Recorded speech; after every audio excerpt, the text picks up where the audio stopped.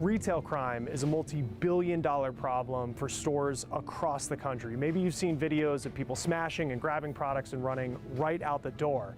But now stores, including this one here in Silicon Valley, are using high-tech tools to try and stop theft. These are sounds synonymous with the steady flow of business. Oh. But that... We actually have an alert. Right now? This lady put something in a bag. It doesn't necessarily mean she's stealing, but it's picking up that gesture. Is just as important to Rick Sanchez's grocery store's profit. So essentially, we're training the cameras to see.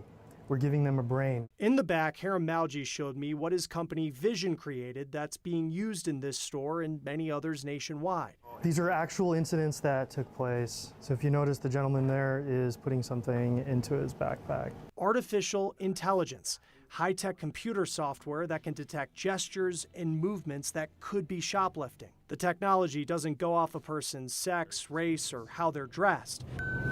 There it is. When there's an alert, an employee reviews the video to make a final determination. I mean, these cameras can recognize if I take something off a shelf and I put it in my pocket. That's the type of thing that it can pick up. That's correct. All right. I tried it myself. I grabbed something out of the fridge and put it in my bag. Rick? There it is. Got an alert. Got you putting it right into the bag. Rick says this system stops at least one shoplifter a day. According to the National Retail Federation, more than half of stores are increasing what they spend on security.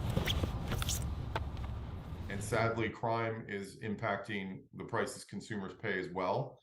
And retailers want to pass on as much savings as possible to the consumer, especially in times of high inflation.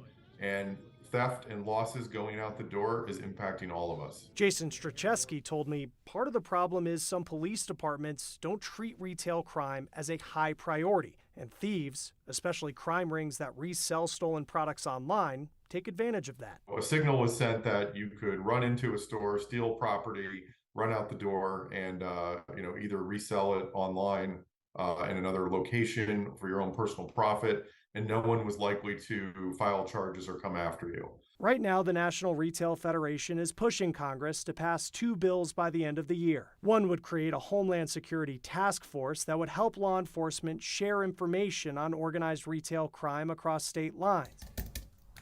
The other would force online marketplaces to verify third-party sellers to make it more difficult for stolen items to be sold. We're adding a tool that can really help combat the organized retail crime, right? It's a problem that's not going to be solved overnight. I did ask Hiram what he would say to those who see artificial intelligence as Big Brother. With the right guidance in place, I think we can introduce those technologies to small business owners and to enterprise businesses to help make the world safer and better for everybody. In our tests, the AI didn't catch me every time I tried to steal from the store. But when it did, See, and it even says very suspicious. it was when I was alone in an aisle and easily could have walked out had this software not been in place. You could have got away with it, yeah.